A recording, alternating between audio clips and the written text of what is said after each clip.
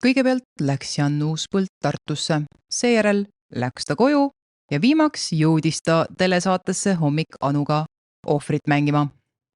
Mulle meeldib, kui naised minu peale vihastavad. See on nii mõnus. See Jan Uuspõllu poolt telekas ohvri mängimine mind otseselt välja ei vihastanud, nii et vihastamist siit videost ei leia. Sorry Jan, seda rahuldust ma sulle pakkuda ei saa, ei soovi ka. Küll aga saab selle telekas ohvri mängimise tulemusel Janile puid alla laduda ja ühtaegu, mis veel parem, lõpuks rääkida teiega teemast nimega puudustega kinnisvara. Milles siis asi? Jan müüs aastal 2016 ühe kinnisasja, kus oli ka üks hoone, milles Janni sõnul pidavat olema vabalt võimalik aastaringselt elada. See hoone oli ehitatud pikema perioodi jooksul, see ehitus kestis seal aastaid, kuskil 90-ndatest kuni 2000-ndate alguseni, mis on kui vastik seda on hääldada, ja siis veel aastatel 2008 kuni 2010 ehitati osaliselt välja, ma eeldan, mingi osa siis teisest korrusest. Ja mis siis juhtus? Kui Jan oli selle kinnisasja ära müünud aastal 2016 aprillis, siis novembris pöördus ostja Janni poole ja andis teada, et kuule, perses on. Ei saa siin ju aastaringselt elada. Kõigepealt, kuidas Jan seda maja kirjeldanud oli? Et sul oli vist, et õdus elada. Ja mina panin lolli peaga, et õdus maaäärber, õdus maamaja või mida ma selle panin. Aga inimesed said ise tutvuda majaga enne. Ja siis öeldi veel, mulle ütles selle vastaspool ütles, et aga see ei ole õdus. Reklaamteksti lugu. Ma ütlesin, Jesus Christ, kas ma nüüd lähen kohtusse, et kus mu tiivad on? Kaevan Red Bulli kohtusse või? No ma ei tea, kas Red Bulli reklaamis esitatud väide, et energiajook annab tiivad, on võrreldav sellega, kui kinnisasja müüja väidab müügikuulutuses, et elamu on aastaringselt kasutatav elamiskohana ja et see on õdus. Kas see, et energiajook annab tiivad, on täpselt sama reaalne ootus, et mingi elamu võiks olla õdus ja kas elamu võiks olla õdus, kui seal on külmal ajal sigakülm olla. Kuigi võib tõdeda, et see argument, et aga see ei ole ju õdus, kõlab natuke lollakalt, siis samas tuleb arvestada, et kohtuvaidluses esitavad mõlemad pooled kõik võimalikke argumente ja nii näiteks esitas Jan kohtuvaidluses argumendi, et aga ostja ei öelnud, et ta soovib elementaarseid elamistingimusi. Mõelge nüüd selle peale, Jan müüs maja, mille kohta ta ise ütles, et see on heas korras ja aastaringselt kasutatav elamiskohana ja siis kohtuvaidluses väidab, et aga ostja ei öelnudki, et ta sooviks elementaarseid elamistingimusi ehk absurdseid väiteid esitas ka Jan ise selles vaidluses. Müügikuulutuse kohaselt pakkus Jan müügiks õdusat taluhäärberit looduskaunis kohas. Maja on heas korras ja avara planeeringuga. Siseruumide kogupindala circa 220 ruutmeetrit pluss mahukas garaaž otseühendusega esikusse. Maja sobib nii suvitamiseks kui ka aastaringseks elukohaks. 2 olulist asja, mida Jan müügikuulutuses võimalikele ostjatele ja lõpuks ka asja ära ostnud isikutele ütles, et esiteks maja on heas korras ja teiseks see sobib aastaringseks elukohaks. Ostja siis oli maja ostnud aprillis ja novembris siis andis Jannile teada, et tegelikult ei saa siin ikka päris aastaringselt sees elada. Seda pretensiooni kirjeldas Jan Anule järgnevalt. Kas see lugu algas sellest peale, et sa kõigepealt müüsid nagu aastaid tagasi ära maja, siis see oli see ostja, siis ostja ostis selle maja ära, pärast ütles, et põrand ja seinad ei pea tuult ja sooja, eks ole. No, inimene kolis linnakorterist maamajja, tal oli unistus. Siis avastas, et oi, maamaja, oi, puhub tuul ja nii edasi. Siis ütles, et tal ei sobis ja ma ütlesin, ma ostan tagasi, ei tahtnud. No, millest me räägime? Kas sa olid seal muidu ise elanud ka külmal ajal sees? Ja, seal on minu poeg üles kasvanud ja kõik ja aasta ringi elas, see oli elumaja, maamaja. Ja nüüd üks inimene ütleb, et tema ei saa. Tugev spordimees, tuul puhub läbi, no palun, las puhub siis. Nojah, mingisugune linna vurle tuli kohale, arvas, et maal on mugav, siis sai aru, et peab ahju kütma, mingi täiesti mõttetu asi. Aga kas ikka oli, sest ega sõbrad kohtud päris mõttetute asjade eest 10 000 eurosid välja ei mõista. Üldjuhul, vahel võib juhtuda, aga üldjuhul mitte. Ja ma loen teile näiteks ette maakohtu lahendist, mida siis ringkonnakohus põhjenduste osas täiendas. Maakohus on siin välja toonud hageja kirjelduse kohtuistungilt ja hageja kirjeldas kohtuistungil seda olukorda nii. Olukord oli väga tõsine. Kui on tuuline ilm ja tuuletõket ei ole, siis põrandalaudade vahelt pressis tuppa välist õhku. Näiteks põrandal olnud kassi vesi läks jäässe. Põranda sees ei olnud soojustust, õhk liikus läbi maja. Loomulikult olid seal 4 ahju. Ahju juures oli soe, natuke eemal juba sein, mis oli hõre, tekivad külma sillad. Seinad täiesti külmad. Tuult pressis sisse igast nurgast, tuli oli kogu aeg all. Osasid ruume ei saanudki soojaks, näiteks trepialune. Hommikul olid temperatuurid 10–12 kraadi. Enne magama minekut panime tule alla ja hommikul ärkad külmast üles ja ahjudele tuled alla. Päev otsa oli kogu aeg tuli all. Elamul puudub soojuspidavus. Hoone ei hoia sooja. Ahjude kütmise lõppedes langeb toatemperatuur mõne tunniga kütmiseelsesse seisu. Hoone tuulekindlus on puudulik. Tuul puhub esimese ja teise korruse põrandate kõrguselt tuppa, muuhulgas põrandalaudade vahelt. Põranda soojustus ei toimi. Esimese ja teise korruse põrandad on jääkülmad. Vundament on täielikult soojustamata. Seetõttu tekib hoonesse külmasild ning elamul on puudulik veekindlus. Suurema vihmasaju korral tuleb katuse osadest kohtadest vesi läbi. Vihmavesi tuleb teise korruse suurema toa akna ja põranda kaudu tuppa. Ja Hageja ütles siis, et kui ta oleks teadnud, et maja ei peagi üldse sooja, siis ta ei oleks ilmselt seda kinnistut soetanud, vähemalt mitte selle hinnaga. Aga need ei olnud ainult Hageja väited, et seal oli külm ja tuuline ja ei saanud talvel elada. Ka mitmed eksperdid nõustusid, et maja ei pidanud üldse sooja ega tuult. Siin hoone õhupidavuse kohta on eksperdid näiteks selgitanud, et ehitamise ajal, sest see on ka üks asi, mida siin Jan hullult vaidlustas, ta ütles, et te seate meile nõudeid hoonele, mis üldse selle ajal ei kehtinud, aga siis kohtud lükkavad selle ümber, nii maakohus kui ringkonnakohus osutavad sellele, et ei, et mingid need elementaarsed nõuded kehtisid ka toona. Et ei ole siin nii, et aasta 2016-2017 seisuga nõudeid rakendati mingi 90-ndatel ehitatud majale, ei, sellest pole point. Siin on ekspert kirjeldanud näiteks, et hoone õhupidavus ei vastanud elementaarsetele nõuetele. Kui ehitamise ajal kehtinud norm nägi ette, et maksimaalne õhulekete arv võinuks olla 3, oli õhulekete arv testi tulemuse kohaselt 22,129. Millega on seletatav ka hoone omanike poolt tuntav külmatunne eriti tuuliste ilmadega. Õhulekete arvu testi ei ütle mulle mitte kuradi kottigi, aga kui ehitamise ajal 90-ndatel juba kehtinud norm oli see, et see lekete arv võiks olla 3 ja mõõtmine ütles, et see on 22, midagi, siis ilmselgelt seal oli probleem. Ja siin ekspert ütleski, et mitte ükski kontrollitud element ei vastanud 90-ndatel kehtinud soojapidavuse nõuetele. Teine ekspert märkis, et kuigi objekti jättis esmavaatlusel ja müügikuulutuse fotodel hea mulje, oli objekti ehitustööde kvaliteet märkimisväärselt madal. Eriti madala kvaliteediga oli teostatud soojusisolatsiooni töid. Kohati oli objekti ehitamisel kasutatud käepäraseid materjale, mis ei olnud antud töödeks sobilikud, näiteks tuuletõkkena kasutatud puitkiudplaat. Siis märkis see sama ekspert veel, et samuti ei saa pidada soojustuses olevaid ohtraid näriliste käike loomulikuks kulumiseks ega tavapäraseks, kuivõrd maja seisis tühjana ning närilistega ei võideldud. Ehk lisaks sellele, et soojustus iseenesest oli juba puudulik, siis olid ka närilised sinna auke sisse närinud. Kusjuures eksperdid märkisid siin tuulepidavuse kohta, et tuulepidavus on puudulik, kuna elamu piirdetarindid, ma ei tea, mis need on, aga ma eeldan, et osad teist teavad, ei olnud ehitatud ja omavahel liidetud selliselt, et need oleksid õhutihedad. Tuuletõkke oli paigaldatud valesti ning osaliselt puudus täielikult. Piirdetarindite avamisel tuvastati, et lisaks eeltoodud vigadele oli tuuletõkke paigaldatud erinevalt projektist, mille kostja esitas Hagejale tutvumiseks enne müügitehingut. Ehk Jan Uuspõld oli ostjale ka selle hoone ehitusprojekti esitanud, aga tegelik ehitus erines projektist. Siis märkisid veel eksperdid, et soojapidavus oli puudulik, kuna seintes, esimese korruse põrandas ning vahelaes ei olnud kasutatud vajalikul määral soojustusmaterjali, samuti oli soojustusmaterjal paigaldatud valesti ja puudulikult. Põranda ja vahelae avamisel tuvastati, et lisaks eeltoodud vigadele oli soojustus paigaldatud erinevalt projektist, mille kostja esitas Hagejale tutvumiseks enne müügitehingut. Ehk see tegelikkus ei vastanud isegi mitte projektile, mille siis Jan Uuspõld ostjale esitas enne müügilepingu sõlmimist. Muidugi Jan Uuspõld, kui ta sai selle nõude ostjalt, et kuule midagi valesti, et see on nüüd vaja korda teha, et siin hoones oleks päriselt võimalik aastaringselt elada, nagu sa lubasid, nagu müügikuulutus meile lubas. Uuspõld vaidles siin kohtuvaidluses vastu isegi sellele ostjate väitele, et kuule, meil oli plaan siin aastaringselt elada, aga seda pole võimalik teha. Siis kohtuseisukohtades oli siis Uuspõld öelnud, et ostja ei ole müügilepingus ega selle sõlmimisele eelnenud läbirääkimistel väljendanud soovi omandada elementaarsetele elamistingimustele vastav eluruum. Vastupidi, ostja oli teadlik ehitus- ja kasutuslubade puudumisest, samuti määramata energiaklassist, siiski oli tema sooviks kinnistus selles seisukorras omandada.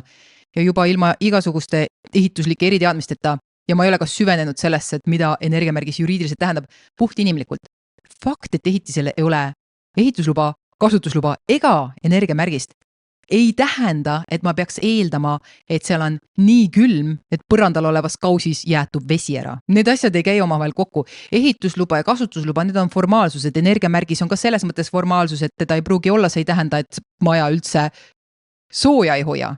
See tähendab lihtsalt, et võib-olla on kallis kütta, aga kui sa kütad päev läbi, kogu aeg kütad ja hommikul ärgates on ikka maja jääkülm, siis ilmselgelt nagu küsimus ei ole enam energiamärgises, küsimus on selles, et see maja ei pea üldse soojust. Aga väga eksitav, kui mitte valelik oli ka Uuspõllul siin väita kohtuvaidluse käigus, et meil polnud üldse mingit kokkulepet, et te seal mingi elama hakkate ja kuulake seda sõnastust, mis siin on. Et ostja ei ole üldse väljendanud soovi omandada elementaarsetele elamistingimustele vastav eluruum. Tuleta meelde.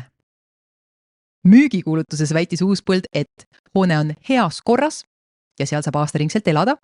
Ometigi, mis mõttes ostja tahtis nagu päriselt elementaarseid elamustingimusi siin hoones, kus ma ütlesin, et see on heas seisukorras ja siin saab aastaringselt elada, aga ega ta siis elementaarseid elamistingimusi ei saanud oodata. Aga lisaks sellele, mida ütles müügikuulutus, on siin vaidluses esitatud tõenditena ka e-kirja vahetus ja veebruaris 2016, on siis siin paar kuud enne müügilepingu sõlmimist, on ostja Uuspõllule selgitanud, et ostjad otsivad hoonestatud kinnistut ja nende jaoks on muuhulgas väga oluline piisav ehituslik kvaliteet hoone renoveerimiseks. Ehk nad tahtsid kohta, kus saaks nagu siseviimistlusega asja ilusaks teha, aga et ehituslikult on piisav kvaliteet olemas, et sa ei pea seda kogu asja seal ümber ehitama hakkama. Ehk kohtud ei aktsepteerinud Uuspõllu argumenti, et mis mõttes, et ostja üldse ei öelnud, et ta tahab mingi elementaarseid elamustingimusi siin hoones, kus ma ütlesin, et saab aastaringselt elada, see ei lennanud.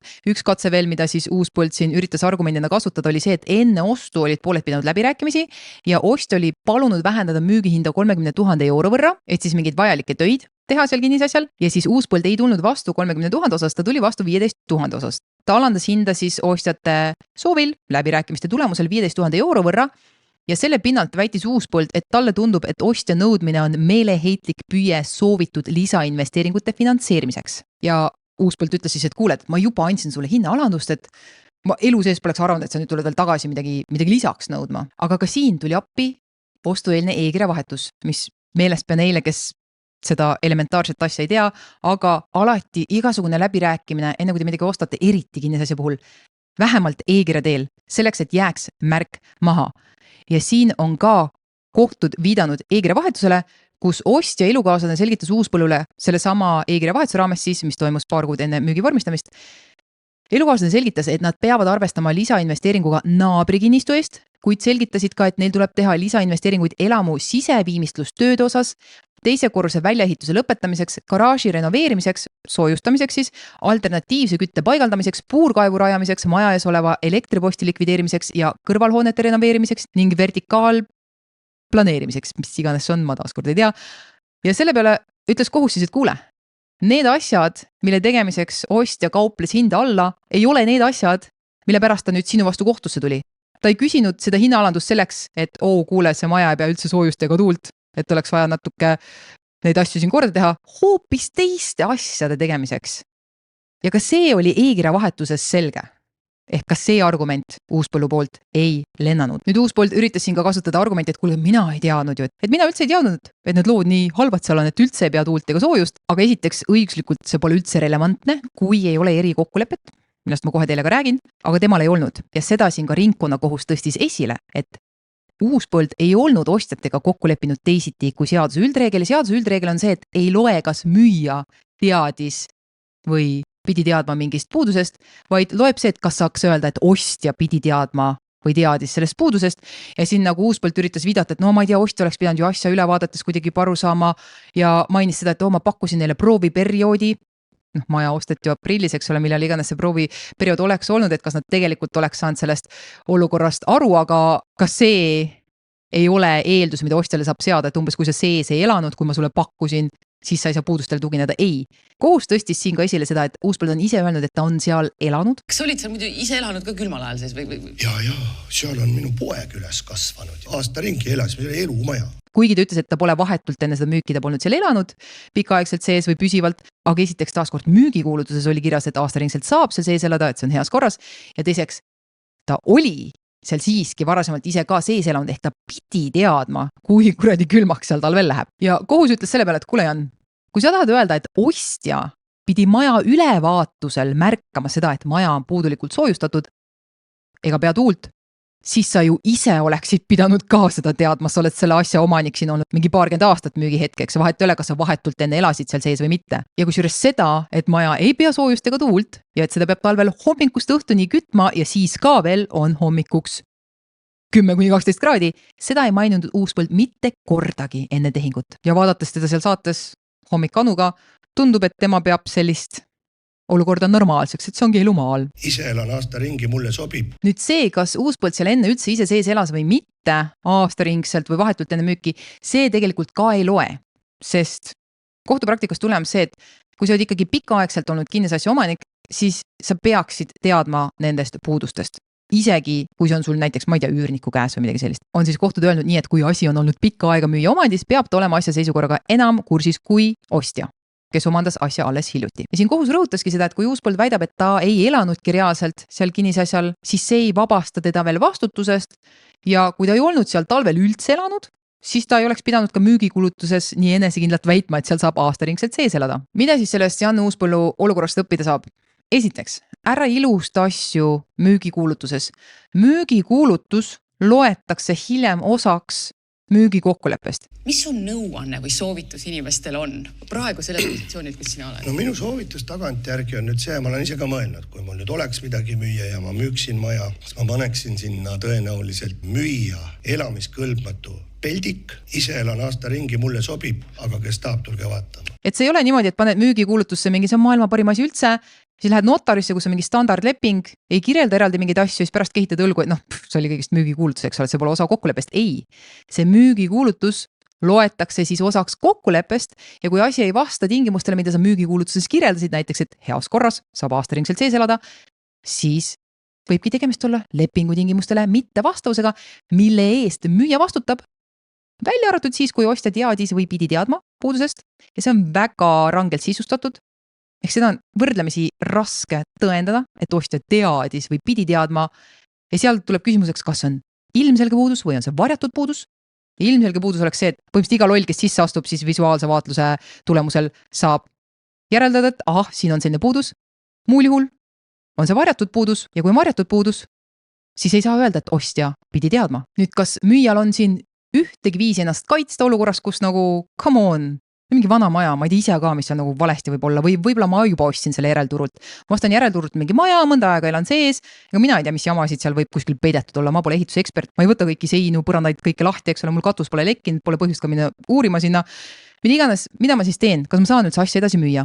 Ja see Uuspõllu kaasus tekitaski sellise laine kuidagi sotsiaalmeedias, et issand jumal, ei saa enam mitte midagi müüa, et parem on, et ära müü, loll jutt suhu tagasi. Esiteks, ära teeni nagu Uuspõld tegi, et sa paned kuulutusse, et saab aastaringselt sees elada, kui see tegelikult pole üldse nii kindel. Kui see ikka tegelikult on talvel nii siga külm, üldse hoone tuult ega soojust ei pea, ära väida, et seal saab aastaringselt sees elada. Ja kui sa kasutad maaklerit, kes kirjutab sinna mingi ilustavat juttu, siis ostja saab sellele ikkagi tugineda, sest see on sinu müügikulutus. Ta saab eeldada, et see on nii, kui sa ei lükka siis ümber. Näiteks te suhtlete enne, kui tehinguks läheb, suhtlete oma vahel e-kirja teel ja siis sa lükkad ümber, tegelikult nii ikka ei ole. Ehk sa pead ka vaatama, mida see nagu maakler sinna kuulutuse kokku kirjutab. See on muidugi sellise juhtumi puhul on eraldi ooper see, et siis sina ja su maakler ja teie vahelised mingid võimalikud nõuded, kui sul tekib kahju sellepärast, et maakler haipis mingit asja, eks ole, alusetult kuulutuses, aga see on teine teema. Esimene asi on see, et ära siis haibi asja alusetult kuulutuses. Teine asi on see, et loetle võimalikult paljud puudused üles lepingus, nii need muutuvad osaks tingimustest, miks mitte juba kuulutuses. Kõik, mis nagu sellised suuremad asjad on, millest võiks jama tulla, mida sa vähegi tead. Ja nüüd see osa, mida sa ei tea, ongi mingi vanem, mingisugune selline kinnisasi, kus sa ei saa kindel olla, et seal pole mingit jama, mida pärast võiks avastada, siis on võimalik panna sisse kokkuleppelepingusse, et müüja ei vastuta varjatud puuduste eest, millest ta ise ei teadnud ega pidanud teadma. Et seadus nagu seab piiri. Üldiselt on lepingu vabadus, saab igat pidi kokku leppida lepingus, siis on rida olukordi, kus ei saa, näiteks eluruumi üürilepingu puhul ei saa üürniku kahjuks ja nii. Kinnisasja müügi puhul saab küll kokku leppida, aga seadus annab piiri, et selline kokkulepe ei kehti, kui müüja teadis või pidi teadma, siis puudusest. Ehk siis võib praktikas taanduda vaidlus sellele, et kas siis müüja pidi teadma sellest varjatud puudusest või ei pidanud. Ja kasutatud asjade puhul, kasutatud ka kinnisasja puhul selles mõttes, et kus on müüja sees elanud, saab eeldada, et on elementaarsete asjadega seal kursis, sellised asjad, millega peaksid kursis olema, kui sa seal sees elad. Ütleme, kui sul on mingi jama seinte vahel või põrandalaudade all, mis otseselt mõju ei avalda su elule seal ja sa saaksid siis öelda, et kuule, et elasin küll siin, ma ei tea, 5 või 10 aastat, aga nagu kordagi ei saanud aru, võib-olla, aga selle uuspõllu kaasuse puhul tuulekindlus, soojuskindlus, seda peaks nii-öelda kasutatud kinnisasja puhul, seda peaks müüja teadma. Ehk see ei oleks uuspõldu aidanud. Uuspõldu ei oleks aidanud selline kokkulepe, et müüja ei vastuta, kui just ei saa öelda, et ta teadis või pidi teadma varjatud puudusest. Teda see ei oleks aidanud, aga see võib aidata inimesi, kes ei haibi müügikuulutuses asja, kes ei väida, et näiteks elamu on aastaringselt kasutatav elamuna, kuigi tegelikult on seal sigakülm, tuul puhub läbi, külm näpistab varbad ära. Inimese puhul, kes siiralt ei osanud aimata, et võib-olla mingi probleem, mida võib-olla ka ostja avastab hiljem, näiteks ostja hakkab tegema mingit remonti, mille käigus ilmneb, et ma ei tea, kuskil seinte vahel oli mingi hallitus või midagi sellist ja kui see ei olnud visuaalselt üldse ilmne ja müüja on pannud lepingusse selle kokkuleppe, et kuule, kui mina ei tea ega peagi teadma, siis ma ei vastuta, kui ostja oli sellega nõus, siis sellega saab vastutuse välistada. Muidugi siis on küsimus, kas ostja on nõus sellise kokkuleppega ja siis müüjal on küsimus, et kas sa tahad seda kokkulepet sinna lepingusse ja müüja võib öelda, et sorry, ei riski või sa ei pane seda vastutuse piiramise kokkulepet sinna ja riskid ise sellega, et pärast ostja avastab midagi, mis veel nagu läheb kalliks maksma. Valikute küsimus. Siis on viimaks see, et kas notar hakkab näkku panema, kui sa tahad sinna seda erikokkulepet sisse panna, mida ta ei tohiks teha, aga praktikas nad vahel teavad. Aga printsiibis on võimalik, et ei ole päris nii, et müüja vastutab alati absoluutselt kõige eest ja kuidagi ei saa seda vastutust piirata. Saab küll. Varjatud puuduste puhul saab müüja vastutust piirata selle nii välja, et müüja ei vastuta varjatud puuduste eest, kui ta ise ka ei teadnud ega pidanudki teadma. Aga selles peab eraldi kokku leppima. Et selles eraldi kokku leppida peab seda kõigepealt teadma. Ja nüüd teie teate seda. Nii, edasi juuresõpradega räägime detailselt läbi, kuidas see süsteem täpselt on, mis normid kohalduvad, kust tuleb see jutt, mida ma just rääkisin. Teiega käime samm-sammhaaval läbi ja räägime kogu selle asja nüüd juriidilise poole pealt täpsemalt läbi. Kõigil teistele, kui te soovite ka juurasõprade osa vaadata, siis selleks on 3 erinevat võimalust. Kõige lihtsam ja mugavam, ka kõige kallim variant paraku, on see, et liituda siin YouTube'is juurasõprade tasandiga, mis maksab 9,99 ehk 10 eurtsi kuus, mis on veits palju, ma tean, aga siit lugu elu on kallis. Odavam variant on minna Plurbay platvormile, plurbay.com/tavakodanik, kus saab liituda hinnaga 5 euri pluss käibekas ja käibekas läheb Eesti riigile, mitte kuskile Google, Irelandi, mida iganes. 5 euri pluss käibekas kuus saad kõiki videosid vaadata täiesti reklaamivabalt. Äppi neil ei ole, aga sa saad lasta videol kulgeda taustal, et sa saad panna telefoni ekraani mustaks ja nii edasi. YouTube seda vaestele tavakasutajatele võimalda, ainult siis, kui maksad tasulise YouTube Premiumi eest. Aga kolmas variant, kui sind muud videod ei huvita, aga see teema huvitab, siis on võimalus soetada see konkreetne video üksikostuna sealsamas Plurbay platvormil, kus see on siis ühes tükis. Et kui siin YouTube'il platvormil see video lõpeb ja algab teine osa juurasõprade tasandile, siis seal Plurbays on see kogu jutt siis ühe failina. Lihtsalt segaduse vältimiseks mainin seda. Nii, suur aitäh teile kuulamast ja me jätkame selle teemaga veel vähemalt mõnes videos, sellepärast et sügisel paljud teist kirjutasid mulle ka ühest kuuria osast, kus olevat olnud samuti puudustega kinnisvara teema ja kuuria on tõenäoliselt ka midagi sellist, mis annab alust kellelegi kuskil kuidagi puid alla panna. Loodame, vaatame, ma ei ole seda osa veel näinud, aga teie olete, vähemalt paljud teist on mulle kirjutanud selle osa kohta. Niisiis, tänud vaatamast, järgmise korrani.